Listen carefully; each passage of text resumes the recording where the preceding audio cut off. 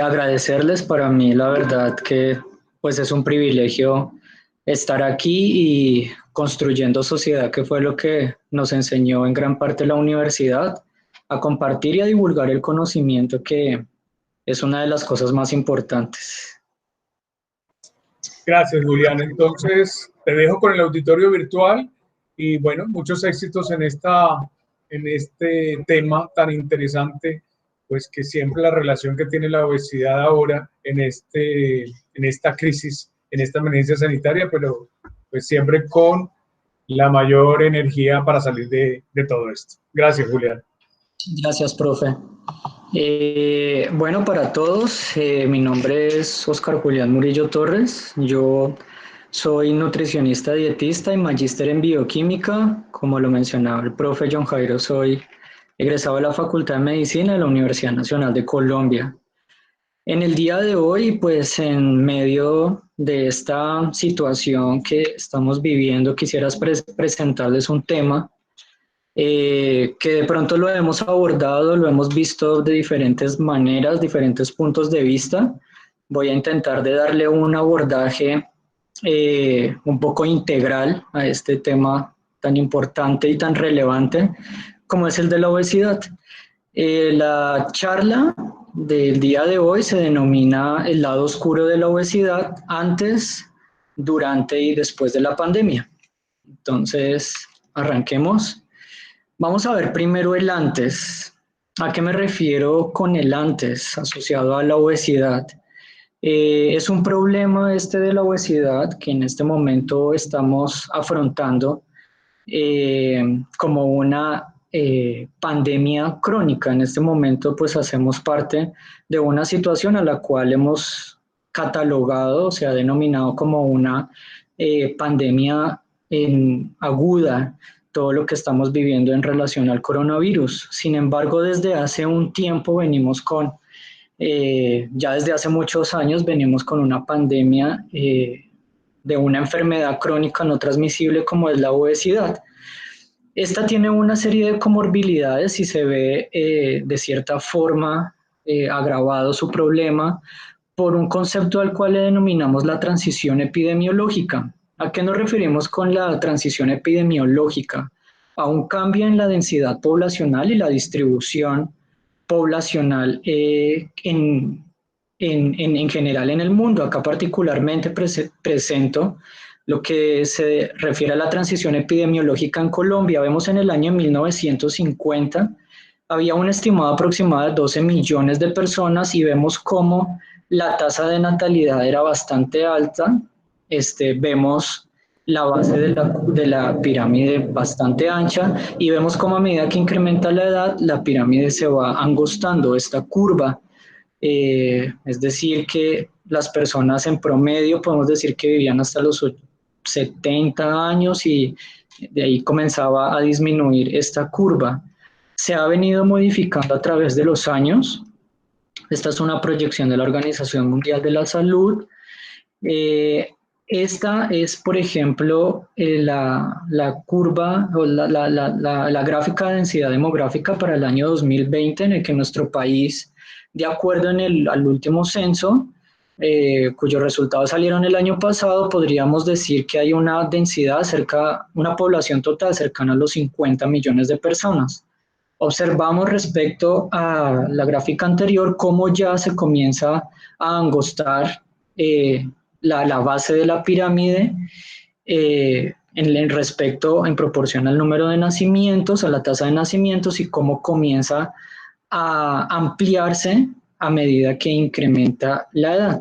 Esta es una proyección particularmente para el año 2050, en donde se estima que nuestra población en Colombia particularmente podría llegar a los 55 millones de habitantes. Y podemos observar cómo se angosta aún mucho más esta pirámide en su base y cómo se ensancha, es decir, cómo las personas están viviendo más, cómo están incrementando su esperanza de vida, y esto de una u otra forma se relaciona directamente con esta pandemia crónica que estamos viviendo, que es la obesidad. porque efectivamente la población está envejeciendo más, están viviendo más las personas, pero ¿con qué calidad de vida? La calidad de vida se afecta por diversos factores, uno de los principales, lo que son estas enfermedades crónicas. Vamos a ver ahora cómo se relaciona esto con las causas de mortalidad, particularmente esto es en el mundo. Esta es una estimación del año 2016 en el cual se observa cómo la enfermedad isquémica cardíaca correspondió a la principal causa de muerte asociada a salud en el mundo, seguido por los infartos, específicamente los infartos a nivel cerebrovascular. Vemos como aproximadamente 15 millones de personas fallecieron en el año 2016 en el mundo por estas causas.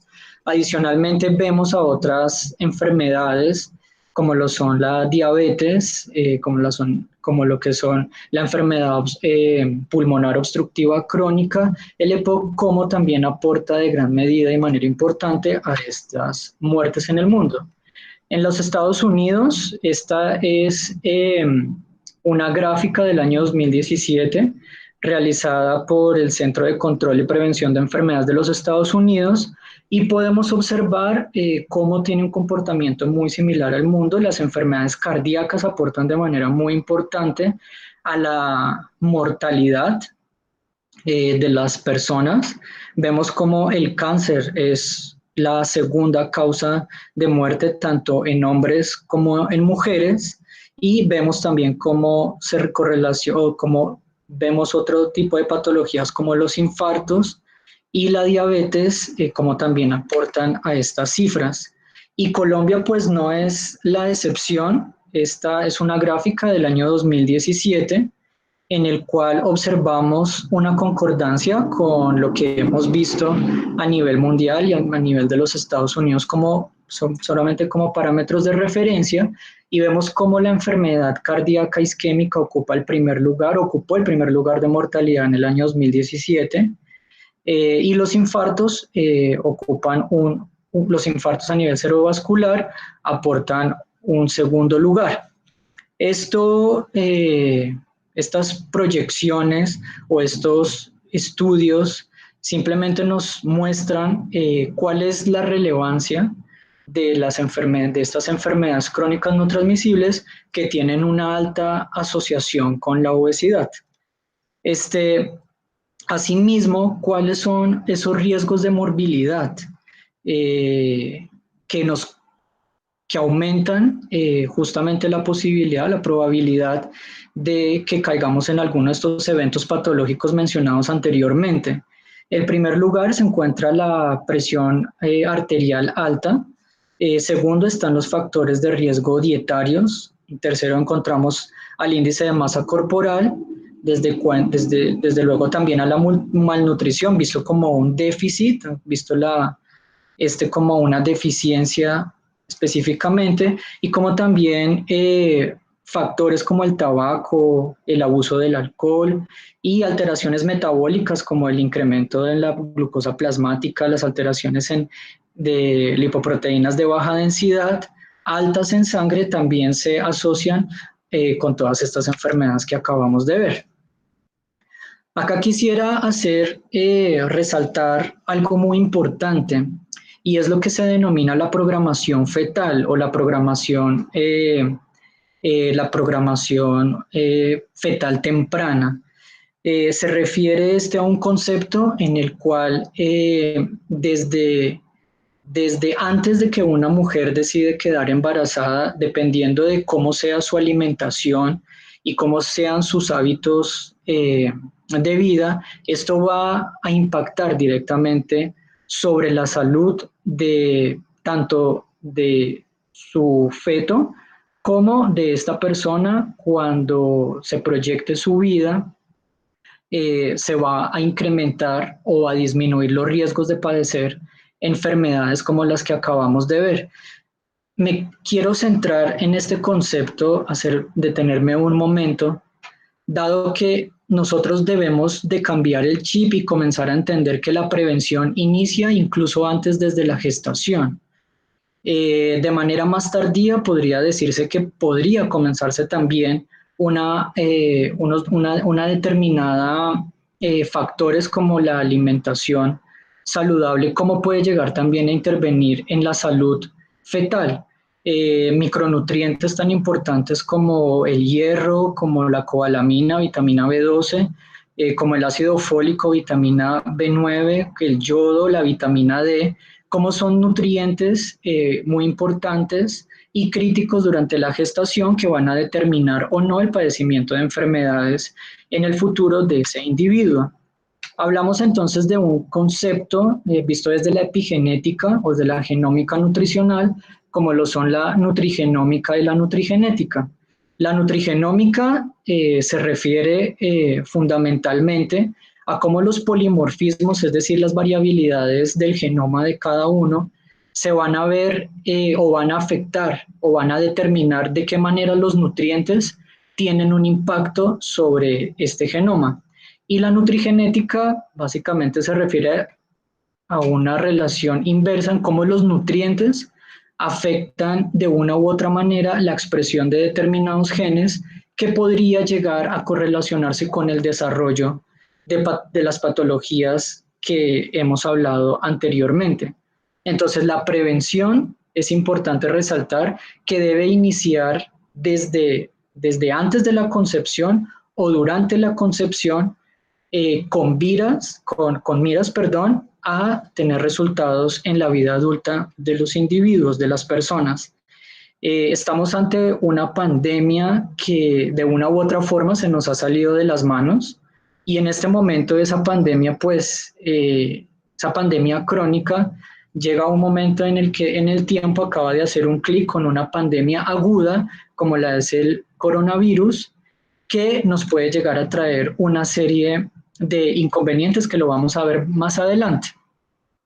De acuerdo a la encuesta nacional de la situación nutricional en Colombia, la última que fue en el año 2015, quiero mostrarles, probablemente ya algunos la han visto y ya estén familiarizados con estos resultados, quiero mostrarles cómo en la población en menores de 5 años, el exceso de peso, sin discriminar sobrepeso u obesidad, hemos visto cómo se ha ido incrementando teniendo como referencia las dos encuestas realizadas anteriormente en el año 2015 y en el año 2010 y cómo nuestra última encuesta de la situación nutricional muestra cómo los niños menores de 5 años en un 6.3% de la población presentan exceso de peso.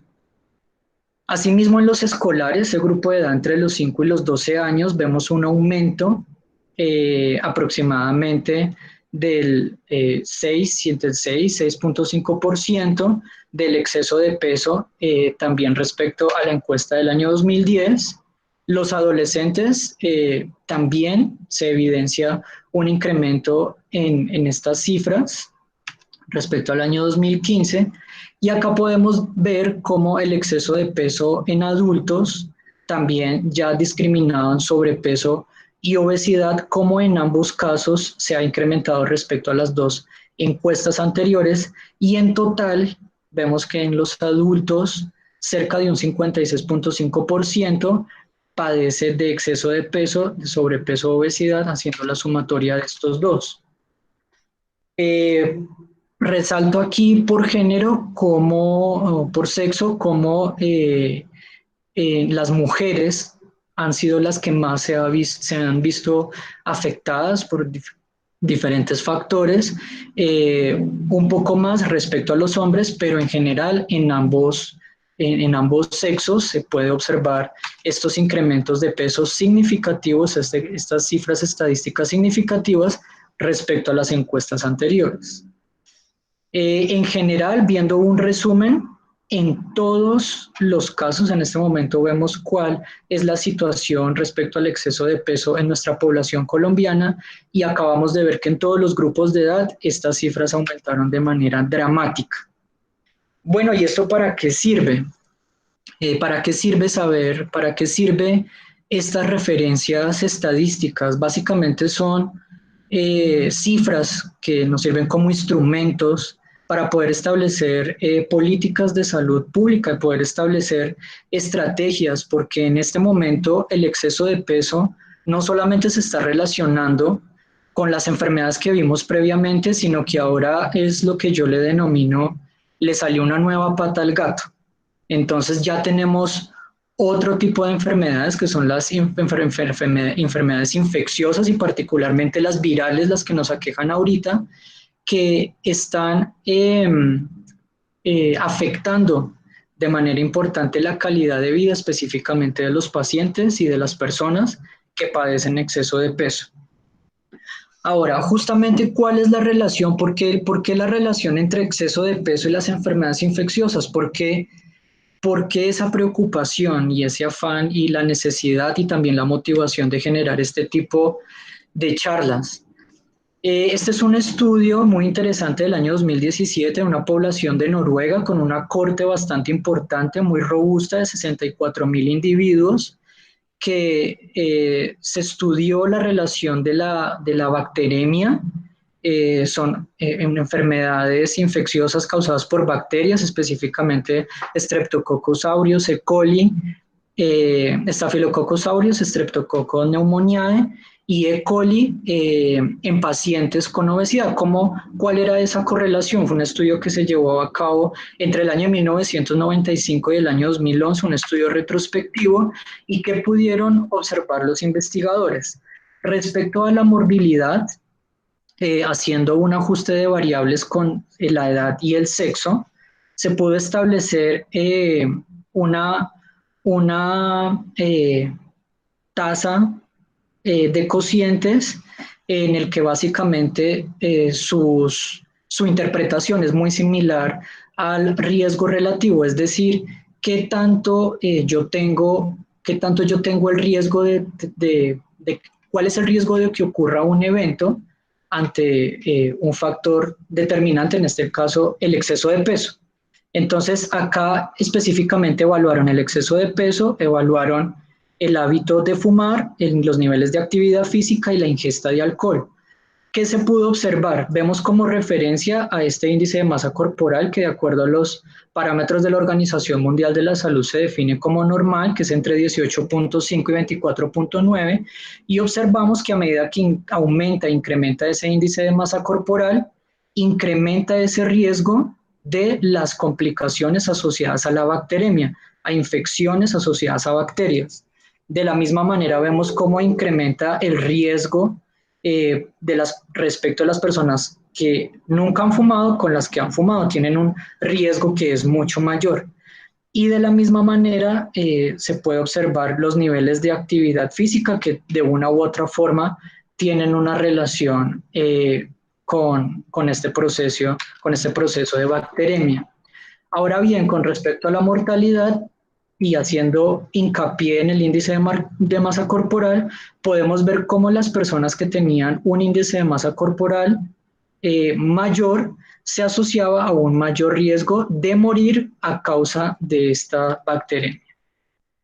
En otro estudio, esta es la relación específica de la circunferencia de cintura, porque pues sabemos que muchas veces el índice de masa corporal tiene algunas limitaciones y es que no discrimina, por ejemplo, el porcentaje de grasa, el porcentaje de músculo y una serie de condiciones particulares. La circunferencia de cintura específicamente se relaciona con la cantidad de grasa abdominal, los depósitos de grasa visceral, los marcadores para la salud. En este caso se utiliza como referencia los valores normales para la Organización Mundial de la Salud, que son menores de 80 en mujeres y menor de 94 en hombres. Observamos que el riesgo, específicamente en la circunferencia de cintura, incrementa, aumentan los valores. El señor César Velasco, por favor, cierra su micrófono que está interfiriendo en la transmisión. Muchas gracias. Perdón, Julián, puedes seguir. Entonces vemos cómo la circunferencia de cintura también está directamente correlacionada, en este caso, con la morbilidad por esta bacteremia. Este es otro estudio que se realizó en los Estados Unidos, una corte también muy importante, cerca de 30.000 personas, se llevó a cabo entre el año 2005 y el año 2012, y en esta se correlacionó, se estaba buscando la asociación y la relación que existía entre obesidad y sepsis definida como un síndrome de respuesta inflamatoria sistémica, y acá se hizo un ajuste multivariado en el cual se observó también esa asociación, ese riesgo que existía entre tener exceso de peso y padecer o sufrir complicaciones asociadas a sepsis. Podemos observar cómo se incrementa ese riesgo a medida que se incrementa el índice de masa corporal, y también cómo hay una correlación muy importante cercana a dos entre ser obeso, entre tener exceso de peso y padecer las consecuencias de sepsis, específicamente de morbilidad. Ahora bien, hablando específicamente de la correlación con enfermedades infecciosas virales, como el síndrome respiratorio de Oriente Medio, que ya hace unos años también se afectó, pero no fue visto como una pandemia, sino como una epidemia, específicamente en esta región de Oriente Medio, también provocada por un subtipo de coronavirus, específicamente el subtipo beta, que es del mismo tipo del coronavirus tipo 2 que nos está afectando hoy en día. En este estudio básicamente corresponde a un metaanálisis en el cual querían indagar cuál era la prevalencia de los pacientes que se afectaron, una caracterización poblacional de los pacientes afectados con el síndrome o afectados con el síndrome respiratorio de Oriente Medio y diferentes enfermedades crónicas no transmisibles. Acá podemos ver 4 cuadros. En el primero podemos ver la prevalencia de diabetes, en el segundo la prevalencia de hipertensión, la prevalencia de enfermedad cardíaca y de enfermedad cerebrovascular. Y en el último cuadro podemos ver la obesidad, que también es una condición clínica, es una enfermedad. Entonces podemos ver que en esos 12 estudios, particularmente para la diabetes, lo que se observó es que en total cerca del 51% de las personas afectadas por este síndrome eran diabéticas, cerca del 49% eran hipertensas, cerca de un 31% padecían enfermedades cardíacas y cerebrovasculares, y cerca de un 16% padecían obesidad. Es decir, que de una u otra forma podemos decir que las personas que se enfermaron de este síndrome tenían una predisposición por estas condiciones clínicas particulares. Otra infección viral que en la época reciente tuvimos que pasar fue por la influencia H1N1, y también corresponde a un metaanálisis. Específicamente acá lo que querían ver era cuál era la prevalencia o la relación, una relación de asociación entre la obesidad y de padecer el evento o la enfermedad asociada al virus de la influencia H1N1. Y podemos ver que en general en todos los estudios, o en la mayoría de los estudios, se puede ver un odds ratio, una medida de asociación positiva, es decir, que casi todos los pacientes que se analizaron particularmente en nuestros estudios, que fueron caracterizados, tenían obesidad, y esto se relacionaba con la infección. Acá podemos ver un gráfico bastante ilustrativo en el cual podemos ver de manera proporcional de mayor a menor, de acuerdo al número de muertes, cómo hemos sido afectados por diferentes tanto pandemias como epidemias, de acuerdo al alcance geográfico de las mismas. Podemos ver que, por ejemplo, el síndrome de inmunodeficiencia adquirida provocado por el virus de la inmunodeficiencia humana ha sido que hasta el que hasta el momento, desde el año 1981, ha causado un mayor número de muertes. En este momento nos encontramos afectados por la pandemia del coronavirus. En el momento en el que se hizo esta gráfica y se realizó una estimación por la Organización Mundial de la Salud, se estimaba que para el 15 de mayo tendríamos 300.000 infectados por este coronavirus. Ahorita vemos mucho más. ¿Por qué les muestro esto? Como una manera de reflexión de que el coronavirus no es la primera, no es la primera vez que la humanidad está enfrentada a bien sea una epidemia o una pandemia, y seguramente no va a ser la última.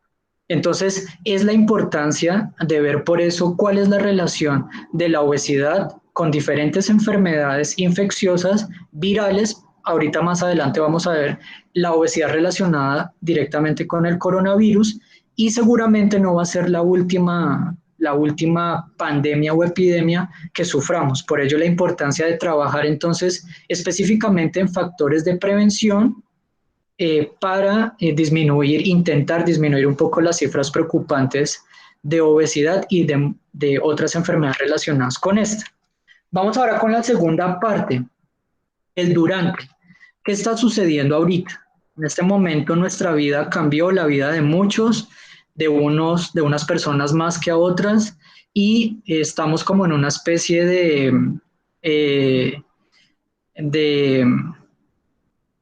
encarcelamiento involuntario, ¿sí? Todo para intentar controlar esta pandemia que nos está afectando. En este momento, por diversos factores, el confinamiento nos predispone, en algunos casos, en algunas personas, nos predispone a que seamos sujetos un poco con un mayor riesgo de padecer de tanto esta enfermedad de la obesidad como enfermedades asociadas a ella por diferentes factores. Algunos por malos hábitos de alimentación, se ha visto modificada drásticamente incluso en nuestros horarios, en nuestros hábitos de vida. Adicionalmente, todas las complicaciones que conlleva lo relacionado a la ansiedad por asuntos emocionales, de convivencia, asuntos económicos, que pueda que en algunas familias y en algunos hogares sea ajeno, como en otros no. Factores como, por ejemplo, la disminución de la actividad física, quiera o no, en el confinamiento hay un menor gasto energético, una menor actividad física. El acceso y la disponibilidad de alimentos de una u otra forma también en algunos hogares podría llegarse a verse afectado. La alteración en el ciclo circadiano es también de lo que nos afecta muchísimo a muchas personas, la alteración de esos ciclos sueño-vigilia, y factores económicos. Todos ellos de una u otra forma están correlacionados como factores de riesgo que nos lleven a desarrollar problemas asociados al exceso de peso o enfermedades asociadas a este. Haciendo esta pequeña introducción respecto al capítulo 2, pues vamos a familiarizarnos un poco con el tejido adiposo. Lo veíamos antes como un tejido inerte, simplemente como la acumulación de grasa. Muchas personas ven únicamente el problema de la obesidad como un problema estético, pero debido a diversos factores fisiológicos, bioquímicos y patológicos, vamos a ver cómo la obesidad y por qué la obesidad representa realmente un problema y lo relacionamos con una enfermedad. El tejido adiposo es pues un acúmulo de grasa, del cual ese tejido graso o ese tejido adiposo no únicamente está formado por unas células que son las denominadas adipocitos, sino que es un conjunto de células en el cual también podemos encontrar otro tipo de células, subtipos celulares, como lo son fibroblastos, células endoteliales, porque el tejido adiposo es un tejido altamente vascularizado. Adicionalmente a eso, a células relacionadas o asociadas al sistema inmunológico, que lo vamos a ver más adelante cómo se relaciona con la fisiopatología de la obesidad.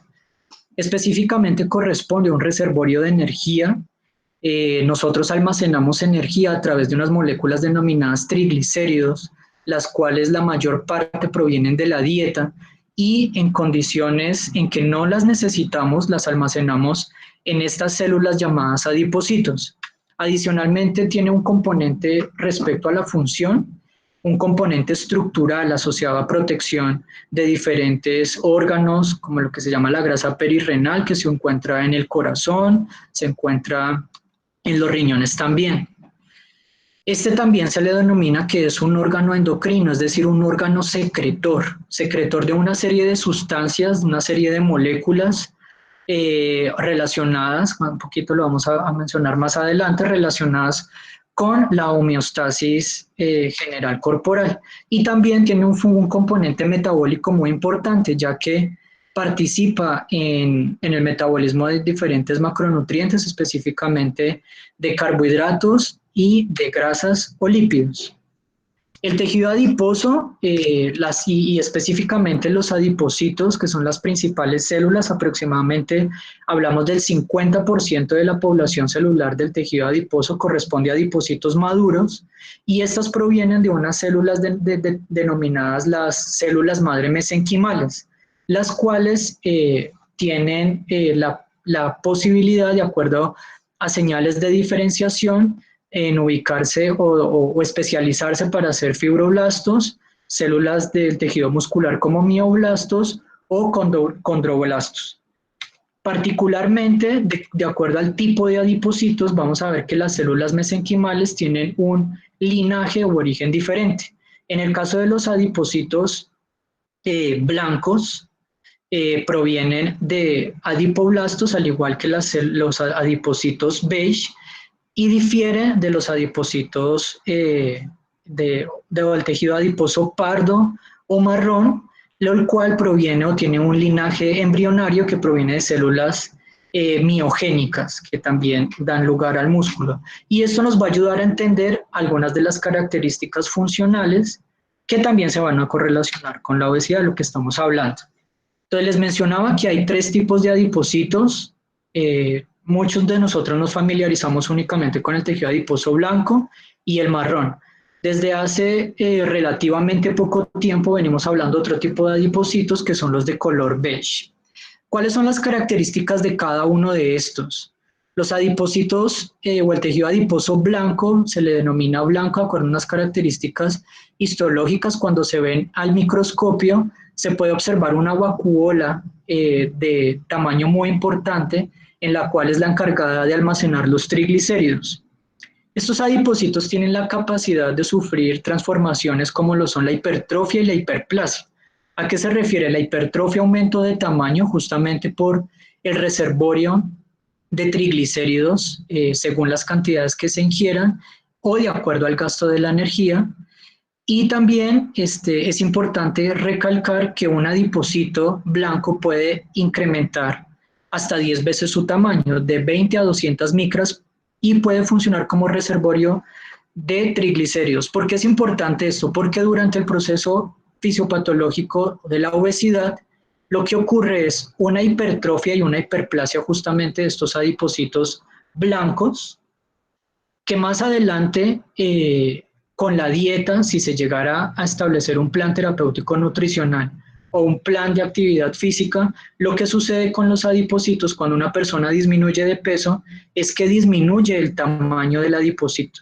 Pero el proceso de hiperplasia, es decir, el incremento en el número de adipocitos, es irreversible. ¿Por qué les menciono esto? Porque esta es una de las razones fundamentales por las cuales cuando una persona abandona un tratamiento específico para perder peso, puede volverlo a ganar, porque desaparece, disminuye el tamaño de las células, pero las células permanecen. Bioquímicamente se caracterizan porque son negativas en esta proteína, una proteína desacopladora que más adelante lo vamos a ver, y tiene una baja densidad de mitocondrias, específicamente porque casi todo el citoplasma al interior de la célula está cubierto por triglicéridos. Diferente del tejido adiposo marrón o pardo, el cual es rico en mitocondrias y es el que se correlaciona con un mayor gasto energético.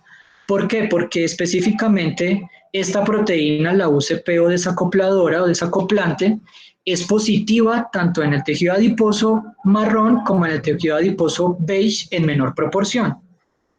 Esta proteína desacoplante, vamos a ver un poco más adelante su función, pero básicamente se relaciona con una mayor cantidad de transformación de energía química en forma de calor. El tejido adiposo pardo particularmente es un tejido adiposo que tiene una mayor proporción en niños, en neonatos, y actúa como un mecanismo de defensa contra la hipotermia. ¿Por qué? Porque al tener un mayor número de mitocondrias, tiene una mayor capacidad metabólica, por llamarlo de alguna manera, para poder transformar la energía química en calor, y este es como tal el mecanismo que se utiliza contra la hipotermia. El tejido adiposo beige tiene un menor número de mitocondrias y por lo tanto una menor capacidad de producir calor, y observamos que el tejido adiposo blanco tiene menor número de mitocondrias y no tiene es negativo para UCPs, es decir, que funciona como reservorio de energía, pero no tiene estas mismas capacidades para poder metabolizar y oxidar determinados nutrientes para finalmente llevarlos a la conversión a energía calórica. Los adipocitos de color beige también se denominan adipocitos marrones inmaduros inducibles. ¿Por qué? Porque nosotros podemos transformar este tejido adiposo blanco en un tejido adiposo marrón. Este tejido adiposo marrón adicionalmente tiene las características que por determinadas señalizaciones, como por ejemplo la inervación a través del sistema nervioso simpático y de hormonas como la adrenalina o epinefrina y el glucagón, adicionalmente de la estimulación o la exposición al frío y también una alta actividad física, se ven estimulados este tipo de adipocitos de color marrón. Esto es un poco la señalización bioquímica, básicamente en la cual cuando se es estimulado, los receptores que se encuentran en este tipo de células, se va a favorecer la activación de cascadas intracelulares que van a llevar a la activación de una hormona que se denomina la lipasa sensible de hormonas, y que va a llevar a la degradación de esos triglicéridos, a la formación de ácidos grasos y de glicerol, que van a funcionar posteriormente como una fuente de energía. Básicamente dentro de la mitocondria, que es un organelo celular muy importante para el metabolismo y la producción de energía, podemos ver cómo a través de la cadena de respiración y de la cadena fosforilación oxidativa, las UCPs actúan como transportadores de protones, las cuales ayudan justamente a que el metabolismo de las grasas particularmente puedan llevar a la producción de calor. Entonces, recapitulando en este sentido, tenemos que el tejido adiposo pardo favorece el gasto energético, es decir, ayuda al metabolismo de triglicéridos a través del mecanismo de ejercicio, de la exposición crónica al frío y a través de agonistas beta-adrenérgicos como lo son la epinefrina. ¿Por qué les menciono esto? Esto es un poco para cambiar el concepto de aquellas personas que de repente utilizan cremas adelgazantes o que se ponen plásticos en la barriga para perder peso. Les menciono esto porque existe un mecanismo bioquímico a través del cual se explica por qué una persona puede perder peso y no a través de una crema, o una crema no puede llegar a tener el efecto bioquímico sobre estas células para que una persona pierda peso. Entonces, y otra reflexión importante es que cuando una persona utiliza fajas o cuestiones en el abdomen para perder peso y ven que están sudando, ven que es agua, y el agua creen que están sudando la grasa, es decir, que el agua proviene de la grasa y están perdiendo peso. Básicamente es un mecanismo de regulación de la temperatura corporal. Les menciono esto porque es preferible que en vez de que gasten su dinero en que a veces es mucho dinero en cuestiones inservibles, mejor se asesoren por profesionales que los puedan orientar de una manera más objetiva. El tejido adiposo blanco, siguiendo, tiene una serie o sintetiza, como les decía, es un órgano endocrino, el blanco también, y sintetiza una serie de moléculas, moléculas relacionadas con la angiogénesis, es decir, con la formación de nuevos vasos, citoquinas, como la que ahorita vamos a ver y de pronto muchas personas las han escuchado, relacionadas a este síndrome de tormenta de citoquinas, como la interleuquina 6, el factor de necrosis tumoral alfa, la interleuquina 1 beta, básicamente son citoquinas proinflamatorias que también son producidas, entre otro tipo de células, por el tejido adiposo blanco. Tiene una serie de quimioquinas que también actúan como factores quimioatrayentes de células relacionadas con el sistema inmunológico, reguladores del metabolismo de la glucosa, algunas hormonas como lo son la leptina y la adiponectina, y marcadores de inflamación sistémica como son la PCR o la proteína C reactiva, toda una gama de moléculas que produce el tejido adiposo. Sin embargo, la fisiología va a estar determinada por si una persona tiene un fenotipo delgado o un fenotipo obeso, es decir, podría existir una disregulación en toda la producción de estas moléculas según o dependiendo de cuál sea, tanto el fenotipo como el metabolismo particular de cada persona. Específicamente en la obesidad, ¿qué observamos relacionados con estas moléculas? Como les mencionaba, se ve un incremento en la producción de citoquinas proinflamatorias, como el factor de necrosis tumoral alfa, la interleuquina 6 y el inhibidor del activador del plasminógeno, que es una molécula que básicamente va a estar relacionada con la coagulación sanguínea. También se va a ver un incremento de la leptina, una reducción de la adiponectina. Esta adiponectina es una adipoquina o es una citoquina específicamente sintetizada por el tejido adiposo, que se ha visto que tiene efectos protectores al disminuir la inflamación, aumentar la sensibilidad de la glucosa, de la insulina, perdón, a nivel de tejidos periféricos. Y acá básicamente lo que podemos ver en este esquema es una relación entre la obesidad y el riesgo de desarrollar diferentes tipos de cáncer, dado estos diferentes mecanismos bioquímicos.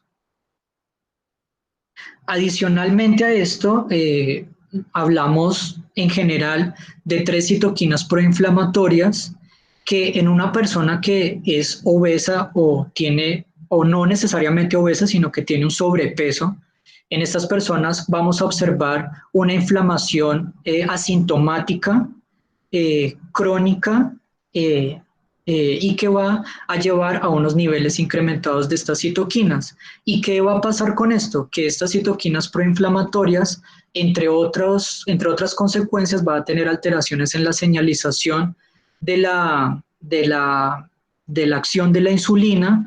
Al alterar su receptor va a tener efectos proateroscleróticos, es decir, va a favorecer la formación de placas ateromatosas a nivel del endotelio vascular, va a favorecer la expresión de proteínas que también, o de moléculas que van a favorecer la adhesión de células relacionadas con el sistema inmunológico y que van a favorecer ese proceso proinflamatorio localizado en el endotelio, y va a favorecer la producción o un aumento, un incremento de la actividad de este tipo de células, macrófagos y monocitos relacionados con el sistema inmunológico, que van a favorecer y van a estimular ese ambiente proinflamatorio.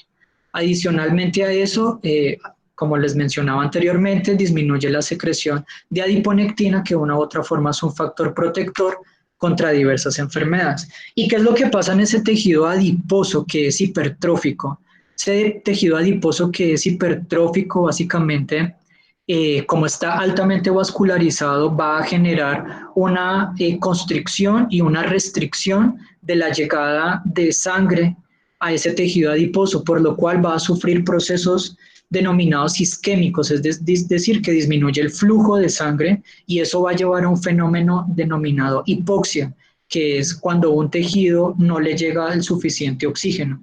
¿Y qué va a pasar? Observemos que cuando disminuye los niveles de oxígeno, se va a favorecer, entre otros escenarios, la producción de una proteína denominada HIF, o es el factor inducible o el factor estimulante por la hipoxia. ¿Y cuál es la consecuencia de que esto ocurra? De que se va a favorecer un proceso de angiogénesis, inflamación, alteración en el metabolismo y apoptosis y muerte celular. ¿Qué quiere decir esto? Que una persona que tiene un exceso de peso, tiene sobrepeso o obesidad, va a tener un tejido adiposo hipertrófico y va a tener un tejido adiposo en el cual diferentes señalizaciones bioquímicas moleculares van a favorecer un proceso proinflamatorio que va a estar, entre otras causas, dado por estos fenómenos de hipoxia. Acá podemos ver un esquema en el cual se representa esto un poco más y vemos toda la cantidad de células y componentes en los cuales está o tiene el tejido adiposo, que no es únicamente adipocitos, sino acá podemos ver células del sistema inmunológico como las células dendríticas o células presentadoras de oxígeno. Podemos ver diferentes citoquinas proinflamatorias producidas por granulocitos como los neutrófilos, y podemos ver acá de manera esquemática un ambiente proinflamatorio que está ocurriendo por las causas de las cuales les acabo de mencionar. Ahora, apreciado Julián, vamos cerrando por favor para dar espacio a las preguntas. Sí. Ahora, respecto al coronavirus que en este momento nos está afectando, básicamente acá podemos ver un mecanismo fisiopatológico en el cual todo este ambiente proinflamatorio que es causado en sí mismo por el virus y por la persona afectada, podemos ver y un ambiente proinflamatorio que también está inducido por la obesidad, también va a favorecer la fisiopatología de este virus. Acá podemos ver lo que son las consecuencias del síndrome de liberación de citoquinas, o que, como les mencionaba anteriormente, la tormenta de citoquinas, la cantidad de consecuencias multisistémicas que pueden llegar a alcanzar, y cómo la obesidad, a través de sus comorbilidades, la disfunción respiratoria y los riesgos metabólicos, se encuentran directamente asociados con el curso que va a llevar una persona infectada por coronavirus. Acá podemos ver unos estudios en los que básicamente, esto es de coronavirus, vemos como una persona que es obesa, en este caso vemos una correlación entre el ser obeso y el riesgo de ser hospitalizado. Lo que podemos ver es como el principal factor de riesgo en este estudio particular es de los Estados Unidos, de Nueva York, de una corte de 4.000 personas. Vemos como el principal factor de riesgo es una edad mayor de 75 años y se encontró esta segunda variable, la obesidad, al tener un índice de masa corporal mayor de 40, como el segundo indicador de asociación relacionado con hospitalización. Igual con la necesidad de ventilación mecánica, podemos observar cómo las personas afectadas por el índice de masa corporal tienen una mayor asociación con una necesidad de tener asistencia ventilatoria. Respecto a la situación en Colombia, podemos ver, acá hice como un resumen de qué ocurría hace 2 meses cuando se reportó la primera muerte en Colombia y teníamos 210 infectados. Hace un mes, el 20 de abril, teníamos 3.977 infectados y 189 muertos. Y el día de ayer, 19 de mayo, podemos ver este incremento drástico, significativo en las cifras de personas infectadas, es decir, de cómo realmente se está viendo afectado particularmente en nuestro país. Este es un reporte del Instituto Nacional de Salud en el cual vemos la curva en la cual se ha ido incrementando los contagios, y también podemos ver un gráfico de comorbilidades de las personas que tienen coronavirus, es decir, las personas que han sido caracterizadas que tienen coronavirus y qué otras afecciones padecen en el momento. Podemos ver que la mayoría de los pacientes son hipertensos, son diabéticos, tienen enfermedad renal y también podemos ver acá en este caso la obesidad como parte de las comorbilidades de las personas afectadas. De tal manera que, ¿qué va a pasar después o qué tenemos que hacer? Como les mencionaba al principio, probablemente no sea la última vez que nos veamos expuestos a una epidemia o una pandemia, y adicionalmente no le tenemos que prestar solamente cuidado a esto, sino hemos visto la cantidad de alteraciones fisiobioquímicas que sufre una persona que tiene un fenotipo obeso, de tal manera que debemos de tomar una serie de recomendaciones, específicamente para la población colombiana. Tenemos este esquema o este diagrama en el cual se refiere al plato saludable de la familia colombiana y básicamente se refiere a modificar hábitos de alimentación más saludables, a un incremento en la actividad física. Recordemos que la actividad física eh, bien establecida debe tener una serie de etapas como el calentamiento, el acondicionamiento, el estiramiento. Debemos de seguir con este acrónimo FIT, debemos de tener en cuenta cuál es la frecuencia con la que se debe realizar actividad física, intensidad, el tiempo y el tipo, es decir, normalmente la actividad física se prescribe. Y adicionalmente a eso, seguir con las medidas de recomendaciones que en este momento tenemos por el bien de todos, mientras de una u otra forma se atenúan las consecuencias del coronavirus. Y adicionalmente, y por último, tener en cuenta con las denominadas fake news. Estamos bombardeados por una cantidad de información de las cuales es muy difícil poder determinar o establecer a qué le creemos y a qué no le creemos. Básicamente tener cuidado con esto, asesorarse de profesionales que los puedan orientar y que les puedan ayudar a resolver sus dudas. Muchas gracias por su atención. Cualquier cosa estoy atento a sus comentarios, a sus preguntas. Muchas gracias. Julián, muchas gracias por tu presentación y me gustaría tener una conclusión más sobre el título de tu conferencia, antes, ahora y después del COVID. La conclusión es que padecemos de una pandemia que en este momento nos está afectando, y el problema de la obesidad está agravando en muchas personas el estado de salud de las personas infectadas, pero la obesidad por sí misma, sin tener en cuenta la afectación del coronavirus, antes era un problema, en este momento sigue siendo un problema, y dadas las condiciones de confinamiento nos estamos viendo expuestos y estamos incrementando el riesgo de poder llegar a esta enfermedad, padecer esta enfermedad, la obesidad y sus comorbilidades. Y en el futuro, lo que puede llegar a suceder o después del confinamiento es que pueda que pase esta pandemia, pero llega otra pandemia y que nos puede llegar a afectar de la misma manera o de manera peor, y sin tener en cuenta esta cuestión de las pandemias, las comorbilidades relacionadas con las patologías que mencionamos ponen en jaque la vida de las personas. Entonces aquí hablamos de la obesidad como no únicamente redireccionada o direccionada en el sentido del coronavirus, sino los diferentes escenarios que complica a las personas el hecho de que padezcan de esta enfermedad. Bueno, tú nos hablabas acerca de el uso de ciertos mecanismos para bajar de peso, como lo que es las fajas, plásticos, cremas y demás. ¿Cuál sería toda la recomendación para las personas que estamos confinadas para cuidarnos? Pues las recomendaciones, específicamente, ahorita existe una serie de herramientas que nos ayudan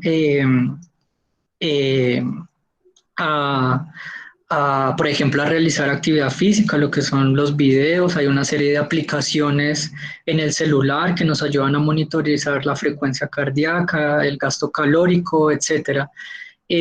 Por el momento en el que estamos confinados, tener una rutina de ejercicio con las características que les mencioné, Deben de tener en cuenta que normalmente esta actividad física debe estar prescrita, tiene una estructura, tiene un orden, el cual pues es esperado que se pueda seguir y para eso se necesita una asesoría y desde luego una serie de hábitos respecto a la alimentación saludable, que pues para nadie es un secreto, un poco la distribución de los alimentos, no permitir que existan espacios entre comidas tan amplios que no, y evitar esos fenómenos de atracones en determinados momentos del día y pues hacer una distribución nutricional un poco saludable, pues no tenemos el tiempo para poderlo describir con más detalle, pero en grandes rasgos esas serían algunas de las recomendaciones. Muchas gracias. Franci, Natalia Cárdenas nos hace una pregunta. Quisiera saber si aparte del clima y el ejercicio hay otra manera de modificar la cantidad de tejido adiposo y pardo. Se refiere al tejido adiposo blanco y pardo. ¿Se ve afectado también por la genética? Sí, también hay factores genéticos que determinan, por ejemplo, el pardeamiento del tejido adiposo. Esencialmente, una expresión continua, por ejemplo, por factores estimulantes como el frío o el ejercicio, inducen la expresión génica permanente de este tipo de proteínas UCPs que favorecen justamente el fenotipo del tejido adiposo pardo respecto a esta producción de esta proteína en particular que favorece el gasto energético. Realmente la proporción de tejido adiposo blanco que se puede convertir en pardo es muy poca, pero ese poco tejido adiposo pardo que tenemos, particularmente a nivel de la escápula o para vertebral, también a nivel de la aorta y también alrededor de ciertos órganos como los riñones, es una grasa con unas características fisiológicas y bioquímicas que nos ayudan de manera muy importante a controlar el gasto energético.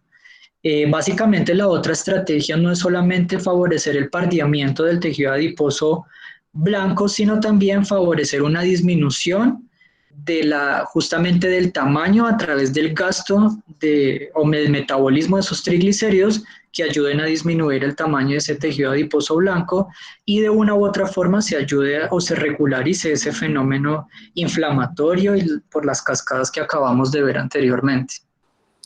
Gracias, Julián. José David Murillo pregunta, ¿el 80% de la población está a falta de información de calidad como esta? Medios informales de comunicación, factores emocionales y socioeconómicos están interrumpiendo el conocimiento sobre los hábitos alimenticios. Dado este escenario, ¿cómo aumentar la concientización sobre los problemas que causan la obesidad? ¿Fuente motivacional para no caer en malos hábitos? Gracias. Básicamente, o sea, es difícil muchas veces tener el criterio de a qué le llamamos información de calidad y a qué no. Muchas veces vemos cadenas de WhatsApp, videos o una serie de información en la que simplemente se nos menciona que proviene del doctor fulanito de tal y por tener ese título de doctor le damos una connotación de credibilidad bastante importante. Sin embargo, yo pensaría que una gran guía son las fuentes de donde extraemos la información, de dónde proviene la información que nosotros leemos. No es lo mismo, no le podemos dar la misma fuerza y valor de credibilidad a una información que provenga de una cadena de WhatsApp o a una información que provenga, por ejemplo, de un periódico, El Tiempo, El Espectador, a veces, dependiendo de la fuente, eso le puede ayudar o ser una guía para determinar o discriminar cuál es la información de calidad y cuál no.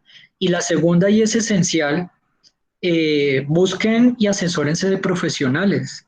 Habemos muchos profesionales que pueda que no tengamos en general toda la verdad y el conocimiento completo, pero seguramente les vamos a poder dar una orientación mucho más fiable, información fiable y de confianza para ayudarlos. Gracias, Julián. Te recomiendo respuestas muy cortas porque el tiempo se nos agotó y tenemos 3 más. Erika Carreño pregunta, ¿qué opinas de la nueva moda de ayuno intermitente para bajar de peso? Bueno, este tema del ayuno intermitente es bastante interesante, se han demostrado algunos resultados interesantes. Lo que yo le respondería a esta persona es que se asesorara muy bien, porque nosotros, o sea, los mecanismos nuevamente fisiológicos y bioquímicos van a ser específicos o van a funcionar de una determinada manera y de manera particular en cada persona. Entonces no podemos estandarizar esto a todas las personas. Una persona que quiera someterse a un tratamiento nutricional de este tipo o a un régimen nutricional de este tipo debe estar muy bien asesorado y tener en cuenta ciertos parámetros antes de comenzar a ejecutarlo y siempre acompañado para evitar complicaciones y en vez de tener resultados positivos, se complique su estado de salud. Gracias, Julián. Flora Alba Torres Pavón nos pregunta, ¿por qué no deben existir lapsos tan amplios entre comidas? ¿No sería mejor comer solo cuando se siente hambre? Gracias. No, básicamente el no tener, el tener cortos lapsos de tiempo fundamentalmente tiene un objetivo y es reducir la cantidad de comida en cada tiempo de comida. Por decir, yo puedo tomar mi almuerzo y en vez en vez de tener unas determinadas porciones o unas determinadas cantidades, yo podría disminuir esas porciones del almuerzo y para cumplir con mis necesidades y requerimientos calórico-nutricionales, lo puedo realizar en un tiempo de comida diferente. Entonces, básicamente esto es como una medida como de organización y que permite, es una estrategia para disminuir los volúmenes y las porciones de los alimentos. Básicamente tiene ese objetivo. Marta Lucía Cardona, que es una fiel participante, nos pregunta, toda la vida hemos sido engañados por las empresas que venden las fajas. En su publicidad el primer gancho de venta es el que se puede adelgazar. ¿Cómo se puede hacer control en este tema? Bueno, básicamente es de una u otra forma controlar los medios de información. Yo creo que ya está más a nivel de como controles gubernamentales de una u otra forma. Pero pues para esto habría que modificar ciertas normatividades, leyes, de la manera en la que la información circula. Yo siento que lo más importante es el criterio personal.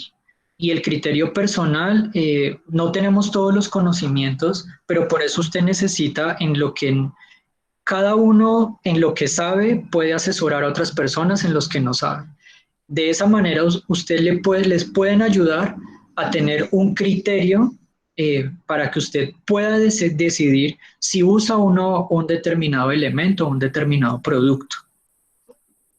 Muy bien, Estefanía Fuentes nos pregunta, se sabe que las enfermedades crónico-degenerativas representan un alto factor de riesgo para la morbilidad y mortalidad de enfermedades infecciosas, pero ¿cuál es la característica particular que hace a la obesidad tener ese comportamiento en la pandemia actual? Bueno, efectivamente existe una correlación directa entre la obesidad y enfermedades crónicas, enfermedades degenerativas. Hablamos, por ejemplo, de enfermedades neurodegenerativas tipo Alzheimer, Parkinson, hablamos de enfermedades degenerativas osteomusculares. Básicamente, lo que tenemos que hacer con lo que se está viviendo ahorita es intentar prevenir o bien sea tratar o ralentizar las consecuencias las consecuencias relacionadas a la obesidad, producto del confinamiento, que también si se llegara a controlar, a disminuir o a evitar esas consecuencias, pues va a tener efectos favorables desde luego o protectores para no desarrollar este tipo de enfermedades que también desde luego tienen una correlación directa con la obesidad. La última pregunta nos la hace Andrés Gaviria Salazar. ¿Qué opinión tiene acerca de la dieta cetogénica en el control del porcentaje de grasa corporal? Bueno, de la misma manera, la dieta cetogénica, antes de iniciar esos regímenes nutricionales, hay que establecer en quién aplica y en quién no aplica. Si es conveniente aplicarlo en una persona o no, de acuerdo a una serie de características metabólicas, unas características nutricionales, unas características bioquímicas, etcétera. Son dietas que sí, efectivamente funcionan, incluso se ha visto su efecto benéfico justamente como protectoras de enfermedades neurodegenerativas. Para las personas que no saben, estas dietas cetogénicas básicamente consiste en grandes rasgos en aumentar lo que es el aporte de lípidos en la dieta, pero hay que tener cuidado y hay que hacer una caracterización del paciente porque pueda que tenga, como lo mencionaba igual, con el ayuno intermitente pueda que tenga beneficios en determinados aspectos, pero consecuencias asociados a unos estados previos de salud. Entonces hay que establecer en quién se puede aplicar y en quién no, de acuerdo a unas evaluaciones particulares e individuales. Excelente, Julián. Mil gracias por tu intervención. Lastimosamente no podemos responder más preguntas por el tema de tiempo. A todos los participantes, muchas gracias. Y los invito a entrar a YouTube, al canal de la Facultad de Medicina, para ver múltiples conferencias de diferentes temas. Muchas gracias, Julián, y hasta otra oportunidad. Saludos, profe. Muchas gracias por la gestión. Muchas gracias a todos los participantes y un cordial saludo y que estén muy bien. Muchas gracias a todos, que tengan lindo almuerzo y nos vemos a las 5 de la tarde en otra conferencia. Gracias. Gracias.